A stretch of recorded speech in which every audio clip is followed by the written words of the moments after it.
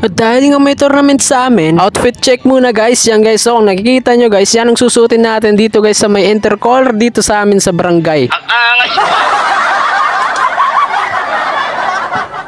Kaya yan guys, so nag-gang-gang na tayo guys. Kung sa inyo guys, masimbang guys sa akin guys, tournament na guys. Kaya yan guys, yung outfit natin yan guys, so napakalupit, naka-tennis tayo or naka-ano pa ba yan guys, naka-pang-format, naka-pang-basketball yan guys.